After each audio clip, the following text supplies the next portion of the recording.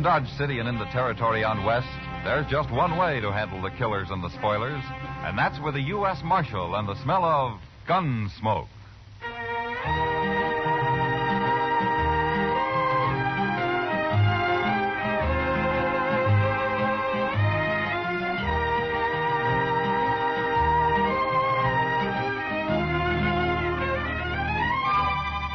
Gunsmoke, starring William Conrad. The story of the violence that moved west with young America. The story of a man who moved with it. Matt Dillon, United States Marshal.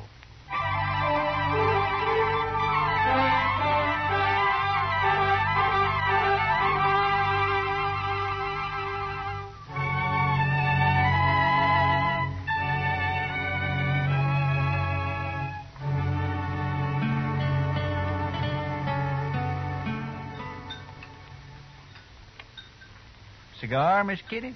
You know I don't smoke in public, Chester. Oh, excuse me. Mr. Dillon? Thanks, Chester. Yeah, I believe I will. You know, for a Cowtown restaurant, this place serves the toughest steak I ever ate. Oh, you should have had the calf fries, Kitty. Oh, next time, I certainly will. Hey, that reminds me. When are we going fishing, Mr. Dillon? You said last... Gunsmoke.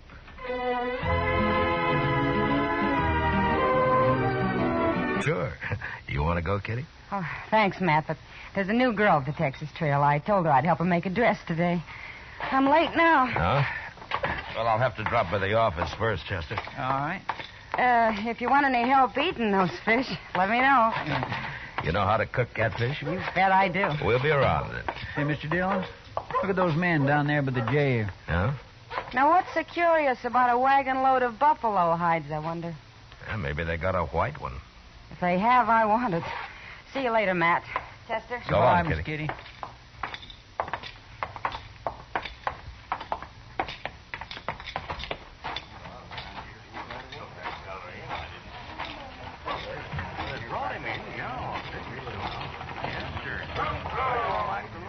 This your wagon, mister? No, Gatliff's. I skinned for him. Oh, what are you doing here? What's the crowd for? Just curious. The other skinner got hurt, and we brought him into the dock. Oh? What happens? He hurt bad? Bad enough. Gatliff didn't see any sense in bringing him into town at all. Me and the cook, we made him, though. Oh? Here's Gatliff now. Chester, go up to Doc's. Maybe you can help, huh? All right, sir. How is he? Doc will take care of everything, Toby. Never mind that. How is he? Dead. Now, let's drive these hides on down the shed. I want to get them sold and pick up our supplies. Come on. Just a minute, Gatliff. Some other time, Marshal. I'm busy. So am I. But you come into my office anyway. I want to talk to you. All this busy, bothering people. That's my office right over there. You and the cook go get them hides unloaded, Toby. I'll be right along. Yeah.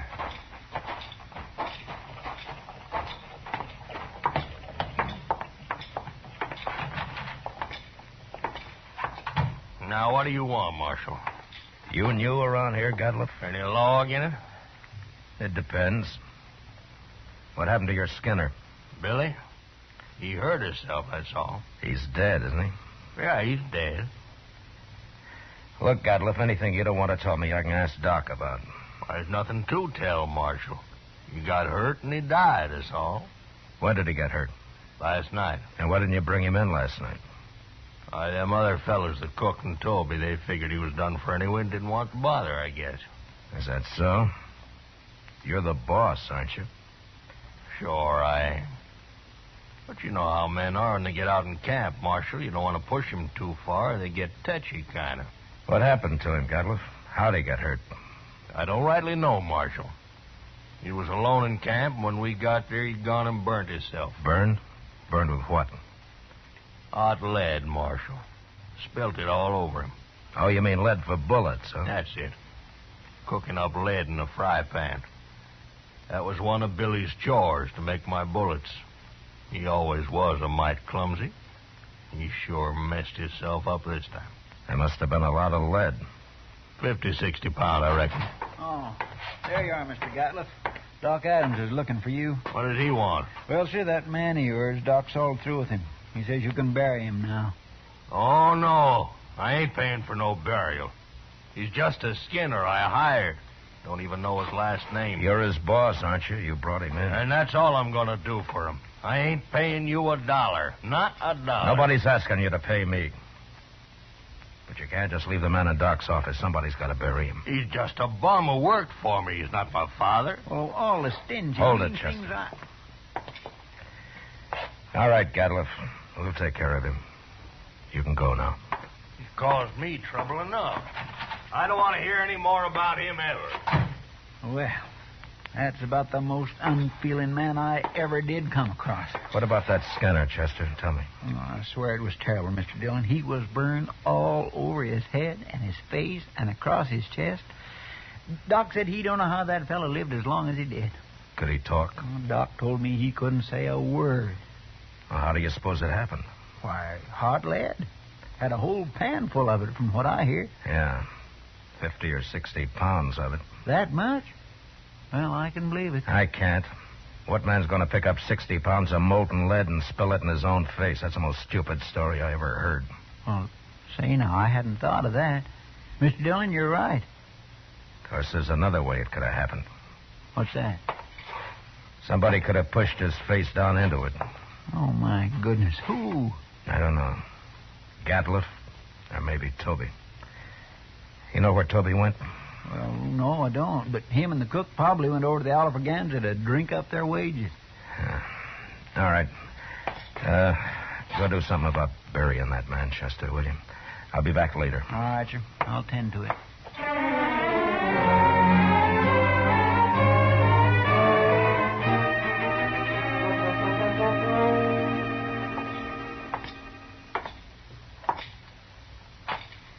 Where's the cook, Toby? Oh, hello, Marshal. Cook, he went to get him some boots while he still had the money. Come on over to a table. I'll buy you a drink. You will? Well, I mean, sure, Marshal, sure. Sam, set out a bottle of rye and another glass, will you? Yes, sir.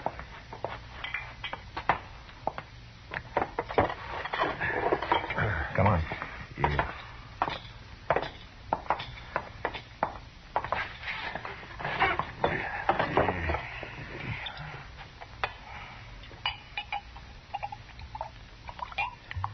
Here you are. Thank you. Well, here's to your friend, Billy. He's no friend of mine, but he died a bad death. I'll drink to him.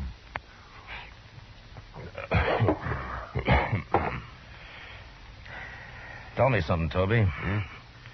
How did he and Gatliff get on? You see Gatliff's eyes, Marshal? Yeah, I did. He's got powder specks shot into them. They look like turkey eggs. Yeah? You don't get on with a man like that. Yeah. Well, why do you work for him, then?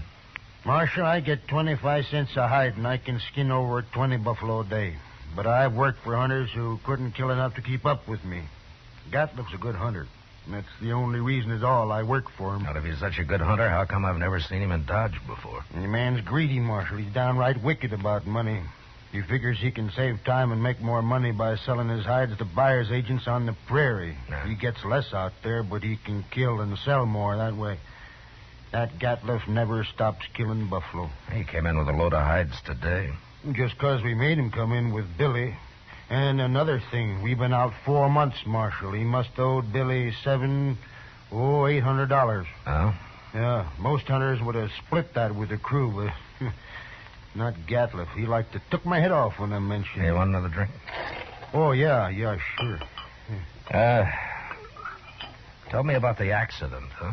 Well, Billy was melting lead in a fry pan, and the way I figured he must have tripped somehow, fallen smack into it, and when we rode in, we found him rolling around on the ground. That's all I know. When who rode in? Me and the cook. The cook skins on days Billy's making bullets. Now, where was Gatliff? Oh, he went in just ahead of us. How long ahead of you?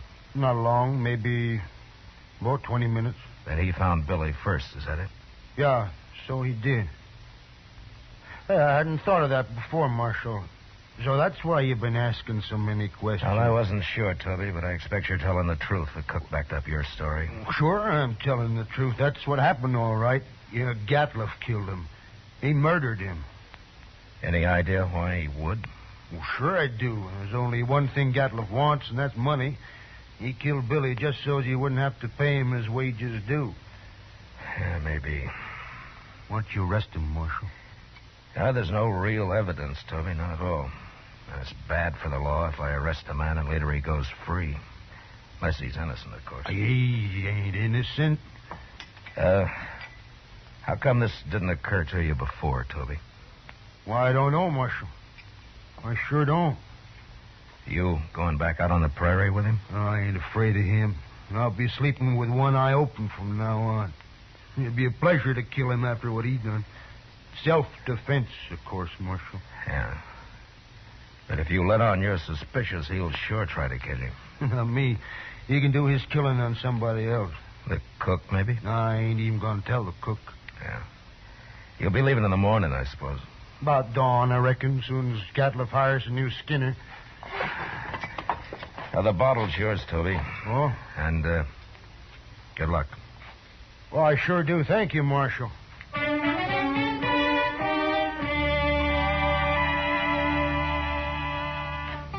Later in the day, Chester and a couple of other men buried Billy out on the hill.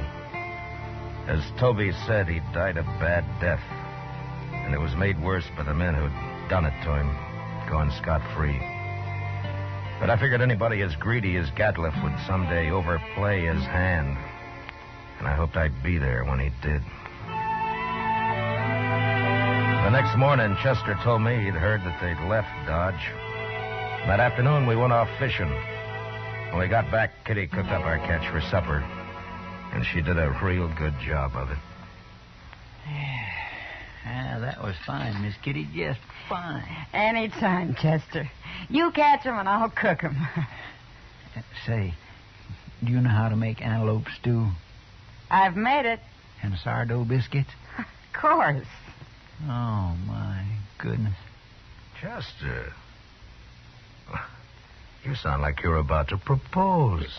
Oh, my gracious. No, Mr. Dillon, my. Why, Chester, I always kind of hoped. Well, I didn't mean... Well, that is... I mean... Well, mercy, well, who'd marry me anyway? You ever ask anyone to, Chester? Well, yes, ma'am. Once I did. Well, what'd she say? She said she would. She said, yeah. Oh, what happened? Marshal Dillon here. Yeah, come on in, mister. They sent me after you, Marshal. Nestor camp across the river. Oh, what's the trouble? Man got knifed over there. Killed. Oh, was it just a fight or what? They don't know who knifed him, Marshal. Come on, Chester. Thanks for the supper, Kitty. Sure, Matt.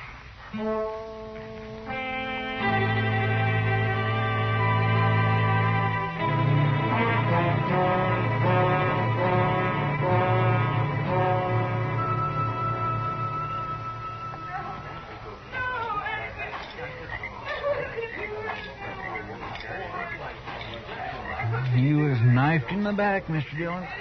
Yeah, but nobody saw it happen. No, sir. Looks like somebody got clean away with murder. Well, hello there. Marshal Dillon? That's right.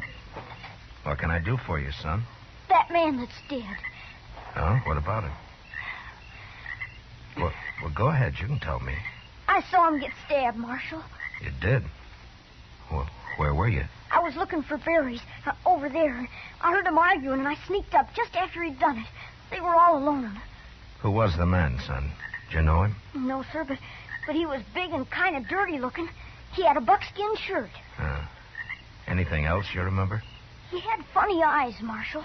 They had spots in them. That's Gatliff, Chester. I declare it sounds like him, sure enough. Son, how come you didn't tell anybody about what you saw? I was afraid to, till you came, Marshal. Why, it's all right. But in case I want to find you later sometime, what's your name? Yorkie Kelly. All right, I won't forget that, Yorkie. And thanks for telling me about this. Oh, sure, Marshal, anytime. Well, I hope there won't be a next time, Yorkie. Goodbye. So long, Marshal. Goodbye.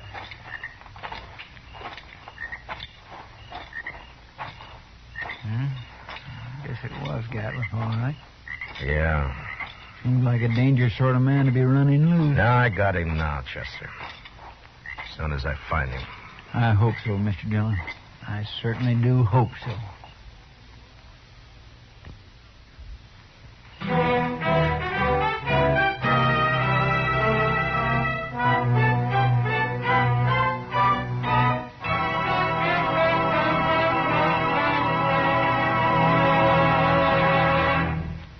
We will return with the second act of Gunsmoke in just a moment. But first, tomorrow night, Frank Lovejoy stars in the remarkable talent of Egbert Haw on CBS Radio's Theater of Stars. Also tomorrow night, hear Lionel Barrymore on your Hall of Fame Playhouse. Now the second act of Gunsmoke.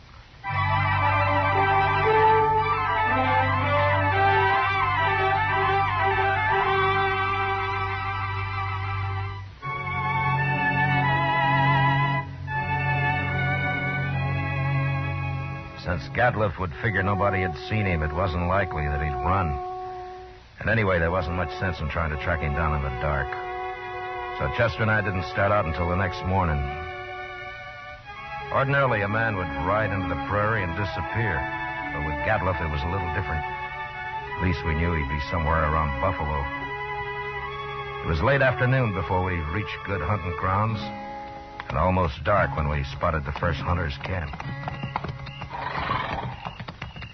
We just gonna ride right up to him, Mr. Dillon? Now, this isn't Gatliff. He had mules. This man's got horses. Yeah, that's right. Keep your eyes open just the same, Chester. Oh, yes, sir.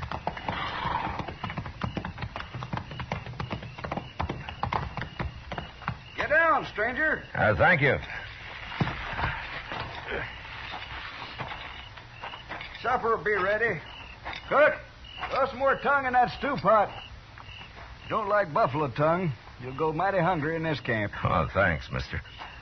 Hey, you're a lawman. Matt Dillon. I'm a U.S. Marshal. My name's Tom Mercer. How are you?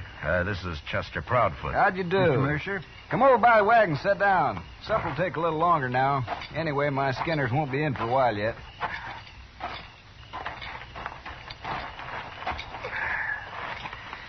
Well, how you doing, Mr. Mercer? Oh, fair, Marshal, fair. Had a stand of about 100 today. Killed every one of them but a couple of old bulls. Oh? That's why the boys are out so late. Have you been here long? About a month. Move on in a couple of weeks. I don't know, Marshal. I think this whole southern herd's going to be clean wiped out for long. Next year I'm going to Dakota. Too many hunters, maybe, huh? That's just it. That's it, exactly. Have you seen any in the last day or two, Mr. Mercer? Just who you looking for, Marshal? Man named Gatliff. Big man.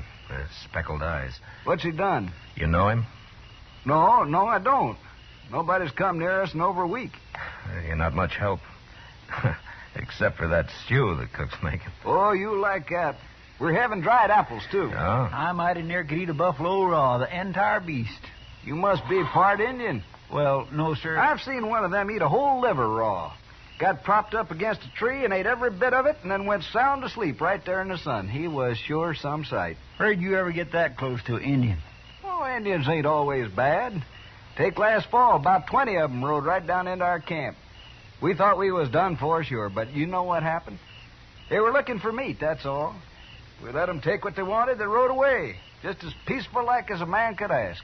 They're going to get real hungry when the herd's gone. That's so, Marshal. That is surely so. That's what makes them mad. Don't you think that's reason enough? Fella told me a couple of weeks ago he run into a bunch west of here. He was looking for scalps, all right, but good buffalo man with his old Sharps 50 can pick off Indians at 1,500 yards. They're no match for him at all. Not unless they stalk him. Oh, they've done that, sure. Hey, here come my skinners. Let's go get outside some of that stew. Good. All of it. Don't you ever feed this man, Marshal? Only when he works, Mr. Mercer. Oh, now, Mr. Dillon.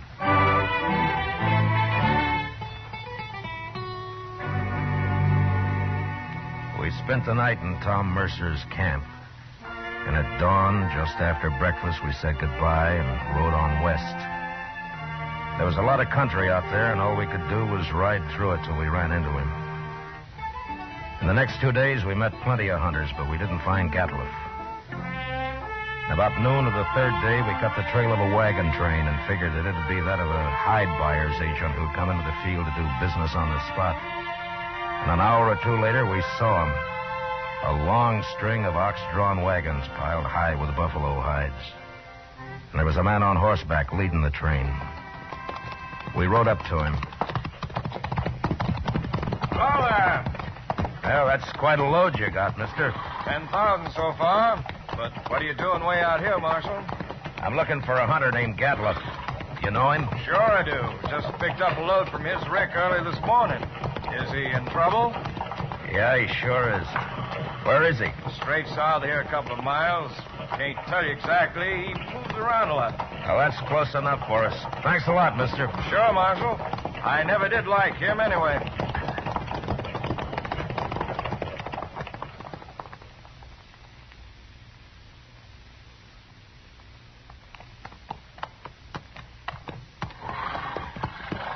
There's an empty rick over yonder. That must be it. Yeah, but he's moved his camp. Not far if it was just this morning. Chester, what's that out there? Where? Hey, that looks like a man. Come on. There.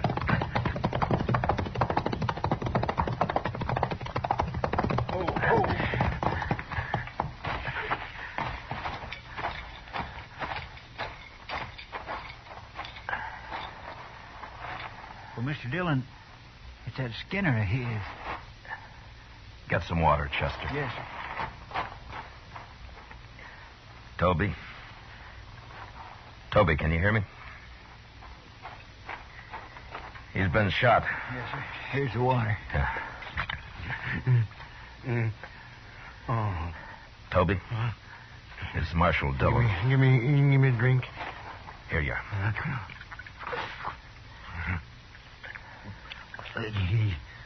He shot me, Marshal. Oh, what happened? Where's the rest of the crew? They run off. He took his wagon and the horses. He went kind of crazy when he found out. That's why he shot me. You know where he is now? No, I don't know, Marshal. He shot me, and then he said he was going hunting. He's going loco. Going loco. Now, take it easy, Toby. Take it easy. You'll be all right. I could hear him shooting at Sharps a long time. And then he stopped. What? Where was he? Which way? Off. Behind me there. I could hear him. Chester, you stay with him. I'm going after Gatliff. All right, sir.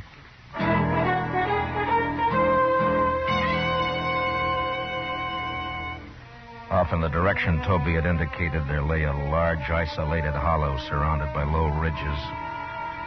When I reached it, I dismounted, and I crawled up to where I could look down into it.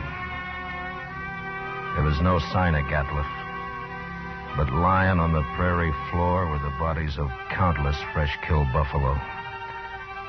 It was a strange sight. The old bulls, the cows, the little calves lying there blackening the prairie grass.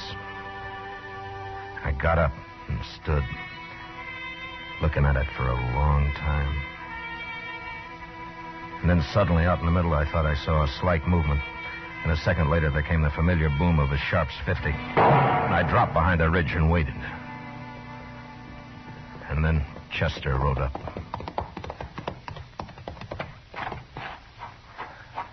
Have you found him, Mr. Dillon? Yeah. I thought I'd better come along. You see... Toby's dead, is that it? Yes, sir. All right. Gatliff's down there in the middle of the hollow. But we can't get anywhere near him as long as he's got that Sharps rifle. He's killed a small herd of buffalo in there, and now he's lying out in the center of them. Well, that's the darndest thing I ever heard of, Mr. Dillon. He must have gone crazy, just like Toby said. Yeah. What's he shooting at now?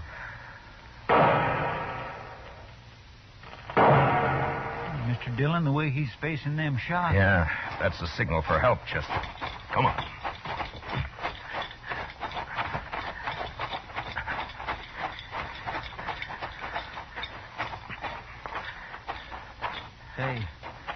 it's a trap. Be ready to take cover behind one of these animals. It might be.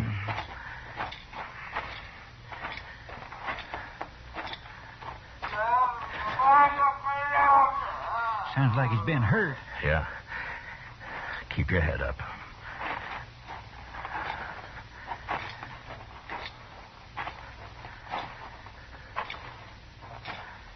There he is. Behind that big bull. Yeah, I see him. Why, Mr. Dillon, he's all... There have been horses in here. Indians. Oh, my goodness. Come on.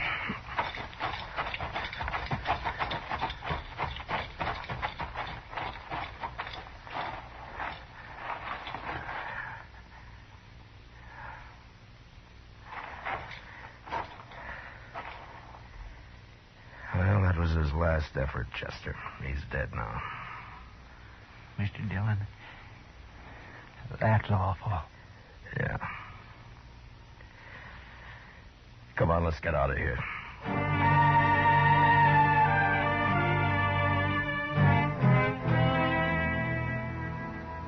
I don't know how the Indians caught Gatliff.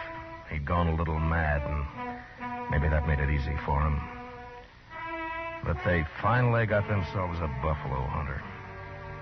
And into their unbelievably savage torture of him had gone all the hatred and desperation of a race being slowly starved and driven from their homeland. And then they'd put him there surrounded by his own bloody slaughter. And they'd gone off with a gesture of contempt, leaving his rifle and his ammunition by his side. And having seen what they did to him, I'll never know how he managed to fire even one of those shots. For all of his evil, Gatliff had died harder than any man I'd ever seen. Chester and I rode back to Dodge. And it was never mentioned between us again.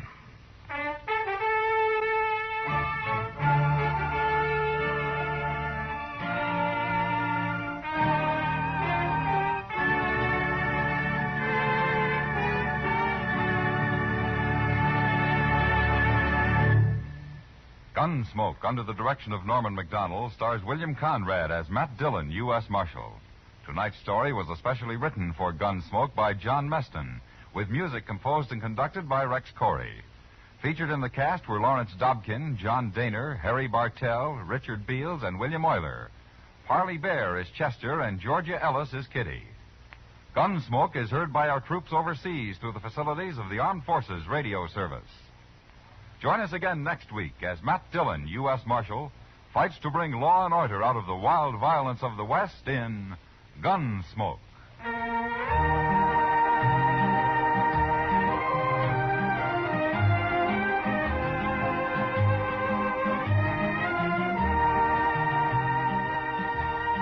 Monday night on CBS Radio, hear the concluded suspense production of Shakespeare's tragic drama Othello, starring Richard Widmark, Elliot Lewis, and Kathy Lewis. Also Monday night, don't miss the Lux Radio Theater's charming excursion into fantasy, The Bishop's Wife, starring Cary. Mr. Dillon, the way he's facing them shots. Yeah, that's a signal for help. Monday evenings on the CBS Radio Network.